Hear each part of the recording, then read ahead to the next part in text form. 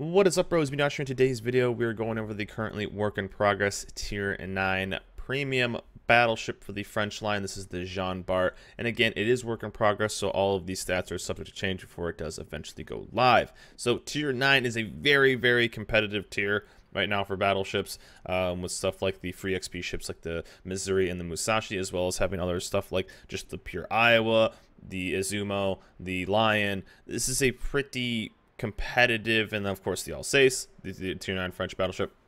This is a pretty crowded, pretty fun, pretty unique playstyle, and the Jean Bart has continued to somehow, with all of these ships in this tier and this class, have to find like a unique playstyle with this. Now you may ask, why does this thing look so familiar? It's because if we scroll over to the Richelieu, it's pretty much a Richelieu up into the Tier 9 bracket, very similar. The two front gun layout, so pretty much almost identical when it comes to that, but there is some differences. So before I get flamed in the comments saying they're different ships, obviously that's kind of what it's based off of. So the play style is going to be actually pretty similar.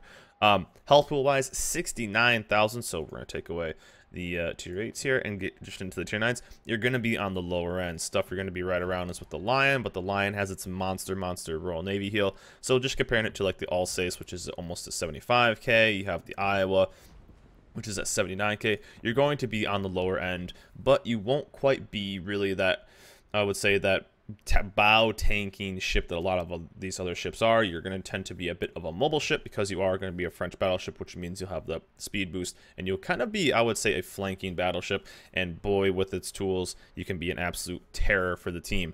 380mm shells, well, of course, 69,000 life. Let's check out the armor really quick. The 32mm plating, as well as having some mediocre armor. You got to be really careful with taking, I was taking massive nose hits. Not the best armor in the front. There's a little bit of the Citadel protection here, but you are still going to be penned. So most of the time you will be kind of be playing this, I would say, as a pseudo sniper, but more on the flank and being very mobile. That's what I was having the most fun with and a lot of success in as well. Torpedo protection at 32%.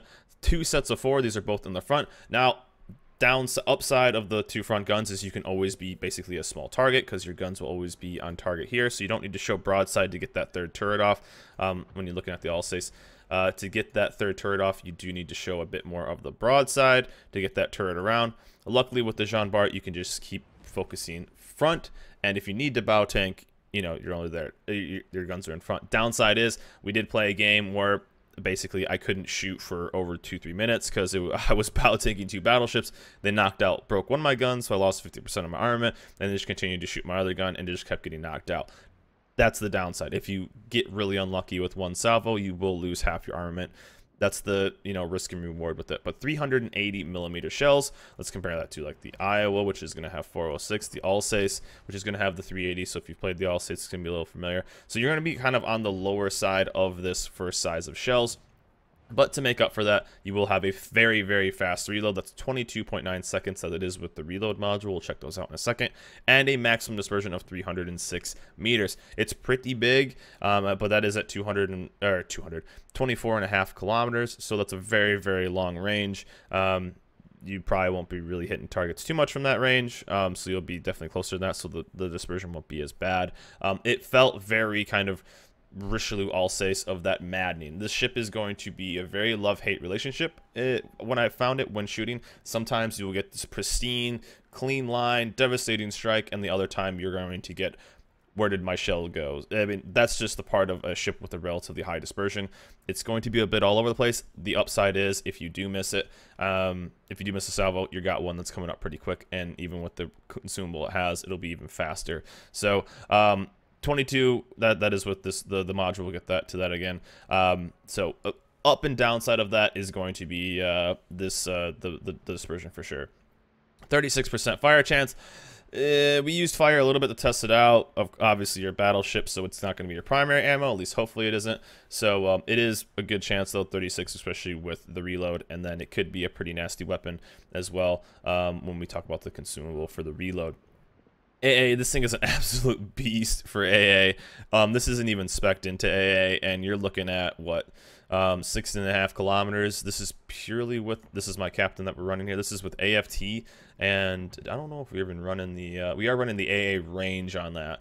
But what, we're at 6.5 kilometers, and you're looking at almost, what is that, 400, 550 DPS at 6.5 kilometers. You will be shredding planes out, and this isn't even spec for it. So if you wanted to run it, you could be a no-fly zone for sure, running something like manual A or whatever, which would help a lot of this. I guess some of it for the AA. But, you know, speccing this thing out, you could be an absolute beast. Relatively quick, 30 knots.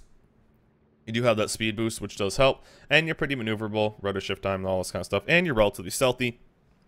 Getting pretty competitive at 12.3. You're almost there with cruiser detection on some of these, comparing it to like the Iowa. Iowa's at 12.2. So you are pretty stealthy when it comes to setting it up and then going dark if needed. Modules running on this is we're running the auxiliary armament, so trying to keep our secondaries. Thing about this though, compared to the normal French line, is the secondaries on the Richelieu and the Alsace tend to be relatively long range. You know, we're looking 10-11 kilometers. These are pretty short range. Standard at 6 kilometers, so it's not really, in my opinion, worth setting up for these, because you'll play these a little different, especially this ship a little different, because you won't get to use those secondaries to really be as effective. So secondaries, they're there when you get really, really close to stuff, but in the long run, I didn't see these too useful, just because their range isn't there like on the other stuff. So secondaries, we didn't really spec into it, went more for the AA. So, but we try to keep our AA alive as much as possible, so we brought the auxiliary module 1. Speed boost, we went with this because it is the French setup, so we will have 50% more to the speed boost, which lets you control that flank and be kind of a flanking battleship. You're really, really good because you can get really, really fast. So 50% more to speed boost is amazing. We grabbed the AA range on this. We grabbed the maneuverability on this as well. So all the values you're seeing are with these modules, so just take that in mind. Concealment, obviously, for a battleship. And then main battery mod 3. So that's how you get that 22.9 second reload. That is lowering the main bat reload and then making the turret traverse slower. So I didn't really feel like I needed faster turrets at all. So I felt like this is fine. You want to be pumping out as much stuff as possible. Again, I guess if you wanted to roll like a full-blown AA spec, you can. I think it's just more important to pump out damage with this ship because of how it can set up its consumables. Range, you obviously don't need at all. Almost 25 kilometers is insane. And then secondaries, you just don't get that range, so it's just not really worth it. But this is the first time we're really seeing this on a battleship, which is actually kind of fun and kind of a bit of a worry for me as well. But obviously, premium consumable, premium heal, and premium speed boost. But now we've added in main battery reload booster 2. So temporarily increases the reload speed of the main battery guns, and then the effect is main battery loading time is cut in half. So that gets it down to about 11 seconds on the reload, 11 and a half with that 22.9. Action time of the consumable is 30 seconds, so you'll be able to pump out 3 salvos extremely fast with basically a 10-second reload. So you are pumping out 8 shells of 380 millimeter shells, 8 of those shells going out at basically the speed of a Hindenburg. So found this to be extremely strong, extremely dangerous, and you get 3 of those salvos out in 3 seconds. Not exactly three salvos, but pretty damn close. The reload time on this was also extremely fast at 80 seconds, and there's 4 charges. So I don't think I'm running. Am I running? Yeah, I am running a superintendent. So superintendent is almost a must on this because that consumable is so strong. You really, really want it. But 30-second active time. Reload time of 80 seconds. I think the 80 seconds is probably a little too short. You'll end up just burning through this, and you'll see it in this next game of how strong this can be.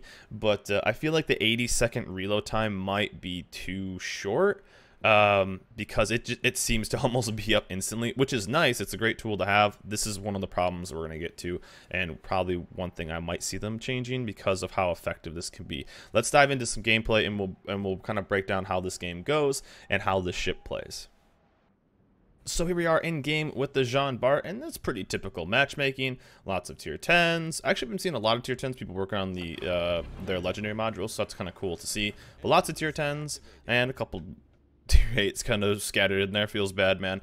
But this game kind of didn't go the way we wanted to, but I think it shows off the strength of this ship a lot. And again, you can see the speed boost we're rolling right now. Almost 5 minutes. We're rolling about 4.5 minutes on that. And that's going to really help us get around. And so what I like to do with this ship, and I guess I applaud Wargaming on finding something that's pretty unique for this ship, any unique playstyle. I always love when things. I feel like over time everything's starting to kind of get bland. When it comes to this, I think things are starting to kind of play the same. And when I find something that is different and not something terrible, like in my opinion the Royal Navy battleships with the HE spam, finding something that's fun and effective while still kind of sticking to the game plan, but still being different, is awesome. And I find this play style to be extremely fun and unique, so I applaud Wargaming actually on this. But what I like to do with the ship, since you are relatively stealthy, you can get into some places relatively early. So what I like to do is get into situations where I can assist in early, because I can get there so quick, especially like the early battle or early destroyer shot, an early Minotaur shot. You know, probably in the end it would have potentially been better for me to go to that side. And again, salvos like this, you'll see it here and there of just kind of watch my dispersion throughout this game, of getting really good dispersion like that, and then you'll see completely different dispersion elsewhere. I think even against that same Minotaur, we'll get some kind of maddening dispersion. But with this ship, I like to kind of assist right away and then find out which side is weak, and then since you have the speed and the flexibility, you can rotate to that side extremely fast. So that's kind of the nice part about this line. Like, you won't kind of see me, like, are the battleships off to my left, kind of bow tanking as much as possible, because of I mean, even though the 32mm armor, with that frontal setup and the frontal guns, you tend to kind of play this as a second row battleship, if you will. You tend to play it as kind of an annoying flank, kind of as I would say kind of the French cruisers play, and they're kind of that annoyance of being on the side and just being a huge pain in the ass. But this, being a battleship, is pretty fun because you can, of course, get in there and destroy things in one salvo, so that's always fun. Right now, I just like getting into situations, and again, like right there is perfect, right? And they can't make it so it's extremely accurate. Imagine something with 20-some second reload that is just going to be super accurate. They can't do that, so it's going to really be the hit and miss. You go from salvo to salvo, and we've actually got some pretty good reloads on this. But as you can see, what this ship is really good at, and right there, followed up with that salvo, right? Like, where did my shells go? So that's kind of the maddening part of this. Luckily, what this ship does have is it has the ability to get a really fast reload, and then using that consumable successfully, you can really kind of get the more salvos out and get those shells out if they miss that last one. So things we're looking for with this is punishing broadsides. That's what this thing does very well, as long as it's working with you.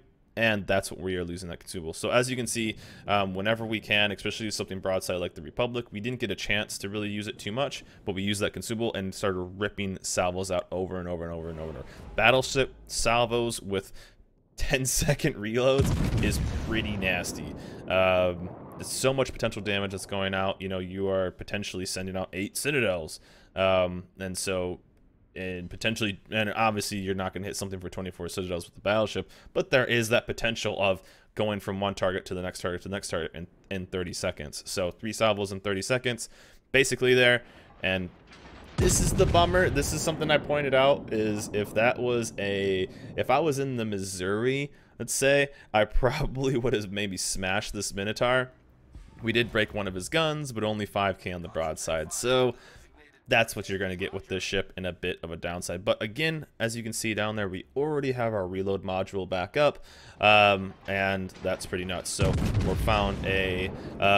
we found another broadside target, so we're going to get a little bit closer here. We're still dark, and sadly our Conqueror, which was a bit of a bummer, is way on the flank where he could be totally helping, and our Des Moines is going to get absolutely obliterated here because he has no support from our Conqueror. So typical Conqueror player, what are you going to do? But right now, we're trying to set up, potentially could have saved this guy if I would have done it. I was trying to get a good idea of what was going on, and here we go, broadside with the Minotaur. Boom, first salvo, and instantly we have 3 seconds, we have another salvo. So I wish I knew where that guy was, and so we're losing a little bit of our reload here, which is a bummer. I was hoping to get him spotted again, but we have the broadside Missouri, so we can get a couple salvos. So not quite as effective as possible, but this is just kind of showing it, and you'll see it again. There's some more. There's another salvo where it's just kind of all right. If I was in another ship, it probably would have happened. But with the strengths of this ship, there are going to be weaknesses, and I think overall this ship will kind of just work out. With it being again right here, if we were in the all states, our secondaries would be going off as well. But that just shows it being kind of a different ship in total. And I kind of still again find that unique. Probably should have gone to this side initially. Because just overall we weren't able to really do anything, and maybe I could have helped with that Minotaur and done what we could. And I'm trying to get this Minotaur here. You're gonna see it. The Missouri's actually gonna roll out and go hard left, and then I'm gonna push this Minnow. Luckily they don't have anything spotting over here. The gearing, which is on the 9-10 line, is apparently behind an island. And I thought this guy was gonna take a torp right here, so he was in like the perfect spot apparently to not take those torps. But we're kind of losing this game pretty hard right now. We're down 2 tier 10s. We're down our 2 tier 8s. Our Minotaur went ham on a bunch of guys, and our Conqueror, which is way down south, is just kind of hanging there. So there's our Missouri. Gonna still hold my shot. Even though we have a fast reload, I want to save it for this Minnow. Then right now, we're going to kind of speed boost, throw off these Minotaurs, because obviously he has 2 sets. We don't want to get torped to hell. And here we can start working down these guys. And there's the Minnow. So Minnow is going in, and this is when we get to see the strength of the reload. So popping that dev strike there, that is a GG. Sadly we don't get it, and we can start working down this Missouri. So torps are in, bingo bango, and that's what I wish we would have got a little bit earlier, was that. And boom, this guy's gonna turn like that. Then we can start working him down. There's our second salvo, and we'll get another reload in about 5 seconds. So this is the potential of this reload module, and it's extremely strong, extremely situational. I mean, there's no real downside, right? Having the ability to just pump out damage is fantastic, and constant ability to just keep pumping out damage is absolutely great. Now, obviously, we're not going to win a fight, and unluckily, we take a torp right here, which I think causes flooding. So forcing a repair against the Conqueror at 10 kilometers is a bit of a bummer, and I think we get unlucky on this gearing as well. I really wish our Conqueror wasn't so passive. That's down to the south. I think he and I could have really done some work on this guy. And shot is in. I think we snake him a couple times. I think he ends the game with like 1,000 life. And so this is basically hell. Being this close, no repair for a minute, that close to a Conqueror. That's always a bummer. And so we do have some speed. We can start getting some distance. But this is where we just kind of see the this game kind of fall apart, and we can only do so much. But that's where you can kind of see the effectiveness of this ship with this consumable. Getting that reload, making those plays. So this can be a very big playmaker. There was another game on North where basically our whole team went A, and this is with the normal four cap setup all the way along, where D is on the 9 and 10 line. So I ended up going dark and basically holding down C and D cap by myself, and I basically held off like 5 ships with just my 1 ship, being able to, and there's a Citadel on the Conqueror, but there's just a bunch. We aren't the most armored battleship. I tended not to get like obliterated too much, and we even got into a situation where I think I was going against Yamato, and he punched my nose pretty hard, but nothing really that what seemed out of the ordinary. Like I would have got way more punished in, let's say, like a Missouri or an Iowa. So to me, the ship isn't getting too punished for broadsides, but I haven't just been showing my broadside to everybody. I've been playing since you won't really do that too much, because you're going to be kind of either going in, angled in, or angled away with this ship. But I tend to kind of find a place where I can use this there. I think I was talking to the stream at that point, talking about our Conqueror. I don't even think he has his guns on the enemy Conqueror. And I don't even think he's been shooting his guns, which is a bit of a downside. So not much you can do. That's high tier player base these days. But I basically don't stand a chance against this Conqueror anyway, so nothing we can really do. And obviously you can see the rest of our team is on the I and J line. Kind of a bummer. So this is just what it is. But I felt like overall the ship is unique, and I do enjoy this player base. Again, on that one game on North, I was rolling like a holding down the whole C side by myself and whole C and D side by myself, and you can just really take up a lot of ships. and be super effective. So if something does give you broadside, especially a cruiser, especially cruisers, this thing's going to be particularly nasty against, and even on battleships too, if you can get close enough, or if you just get some good RNG. Like 10-second reload, 11-second reload when it comes to a battleship, that is absolutely disgusting. So you have to really, really be careful when showing your a broadside to the Jean Bart, because you will just absolutely get punished, and it will just be basically a GG, because it'll just obliterate you off the planet. So that's why I think probably the reload on the consumable, not so much. I think the 50% is fine, but I think the reload on the actual consumable is a bit too low. I feel like it's an awesome thing, but I feel like you can just kind of chain them up pretty quickly, and it's almost too effective. So we'll see what they end up doing. But it does have an awesome impact, which makes for interesting gameplay. You know, they had talked about this reload on the consumable for cruisers. This is the first time we got to see it on battleships, and it's, I don't know, it's crazy strong. So we'll see how it ends up going. But the Jean Bart, it can be such a playmaker. It can be such an amazing flanking ship, especially with its speed, with the speed boost, with or without the speed boost consumable. You can get on that flank, get those broadsides, and just absolutely punish an entire team. Sadly, I think the right play for our Shima would have been, this game's basically over anyway. I'm only going to tank so much against 4 battleships. But honestly, I did feel that this ship would be pretty tanky. But again, I feel like that's because you're never trying to really get, give a broadside to anything. Like you're not trying to get greedy and get that 3rd turret. So I do kind of like that, and maybe that will help this thing be relatively, I don't know, I guess kind of tanky, quote unquote tanky compared to everything else, but you can only do so much against a conqueror, 2 conquerors shooting at you. And I think we go down. No, I think we get skinny here. But again, going back up. So my thoughts overall on this ship are, first of all, I find it fun. I'm glad that they found something unique. I'm glad that they found a new play style in a kind of, I wouldn't say too, it's a pretty saturated tier for battleships. There's a lot, and there's a lot of different play styles. This even gives a different play style than, let's say, like the Alsace, because the Alsace has its secondaries. The Richelieu has its secondaries. You know, this gives something else where it's mainly focused around guns, which I find pretty unique. Bit of a downside, I think the reload consumable, the reload on it, not the 50% off, is too high, but I feel like the reload for the actual consumable is going to be too high.